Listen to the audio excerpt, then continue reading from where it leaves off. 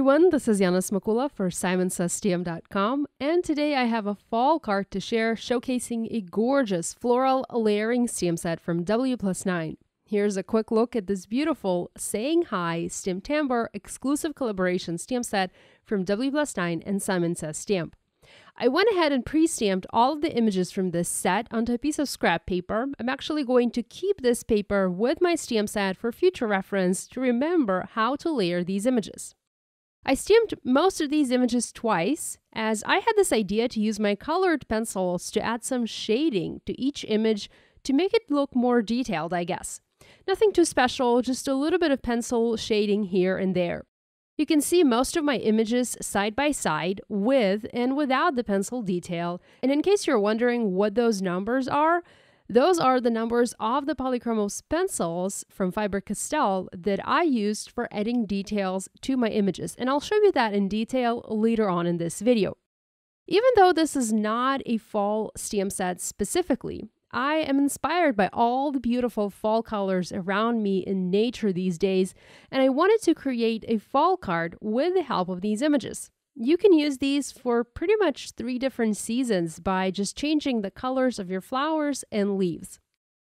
I'm starting by stamping a sentiment first. Hello, I just wanted to say hi, in brown ink, and this is Chocolate Brown by Simons Stamp, and I'm stamping this in the center of my panel. I'm going for a landscape card today. Next, I have already selected several red, orange, and yellow ink pad colors from both Simons Stamp and Hero Arts, and I'm going to use those to stamp my floral arrangements to the left and to the right of my stamped sentiment. I'm starting with watermelon for the base layer of this flower, and then using lipstick red for the detail layer. These are ridiculously easy to align, and you can even offset them on purpose to have a little bit of white show in your finished piece. Next, I'm using Clementine and orange slush colors for identical but slightly smaller flowers. For the leaves, I'm using Hero Arts Ombre ink pad, and I'm making sure to ink my leaves so they stamp in both orange and yellow inks. It took me several attempts to figure out the best colors to use for this card to make it look like an actual fall project and not just a regular card with red and orange flowers. And having my leaves stamped in non-green ink was actually the key. The minute you switch that green ink pad to red, orange, yellow, or brown, or a mix of those colors, your floral arrangement starts looking like a beautiful arrangement for fall. Next, I use Duckling and Sunshine ink for this other flower, and you'll notice that I'm trying to have a similar but not identical arrangements on both sides of my sentiment. I'm using the same elements in the same colors and positioning them somewhat similarly, but not identically. I'm using the same Ombre Autumn ink pad for the stem of the little flower cluster. I really don't want to use any green for this card. I'm stamping the flowers in watermelon and using lipstick red for the detail at the top. I'm going to add a few more ombre leaves. I'm using a smaller single leaf image here. And I also want to stamp this smaller flower in pink using Rosy Cheeks and Teeny Bikini colors. You wouldn't think that pink is a fall color, but these two blended really nicely here with the rest of the fall colors that I used for my card.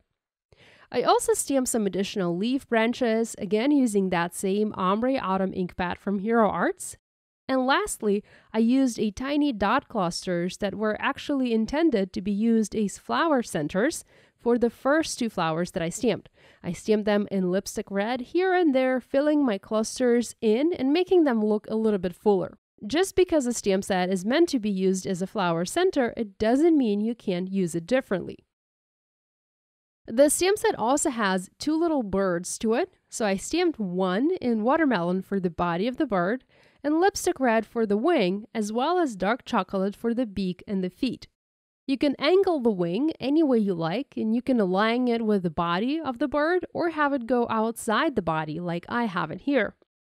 A lot of WPlus9 layering stamp sets are like this. They give you the creative freedom in terms of layering and do not require you to do absolutely precise and perfect layering.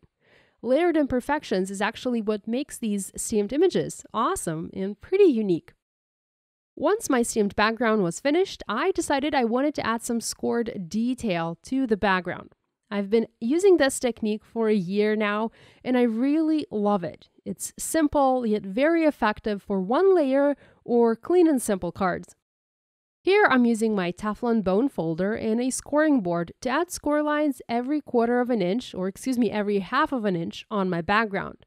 I'm avoiding areas with the stamping, and I'm breaking my scoring not to go over it. I'm using a Martha Stewart scoring board. Sadly, this one is no longer available, but there are many other great products on the market that allow you to score your card bases or add scoring like this to a background on your card. And I highly recommend having a scoring tool in your card stash. It's one of the most used tools for card makers. I've adhered my background onto an A2 landscape top folding card base. I grabbed my pencils and I started adding shading to my stamped images. This is by all means completely optional, and you can skip doing this, but I already had my pencils out as I seem to color with them almost daily now. I love to color with them, even if it's just adding simple details like this. So I went ahead and used them to add beautiful and unique details to my stamped images. I used Polychromos pencils by Faber-Castell. I love those because they sharpen nicely without breaking, and that was especially important here where I was adding details to rather small images. Lastly, I decided to embellish this card using several gold sequins, and I simply adhered several here and there, mostly overlapping my stamping. So here is a closer look at this fall card created using WPlus9 STAMPtember exclusive collaboration stamp set from Simon Says Stamp. This set is available for a limited time only, and once it sells out, it will be gone. So be sure to grab it if you like it. It can be used nearly all year round by simply using different colors of ink for these flowers and leaves. I hope you guys will give this idea a try. If you do make a card inspired by this video, we'd love it if you shared your project online and tagged us on social media. We always enjoy seeing what you make. Be sure to give this video a thumbs up and to subscribe to this channel if you haven't yet done so. Thanks so much for joining me today. I'll see you tomorrow for another STAMPtember exclusive. Bye!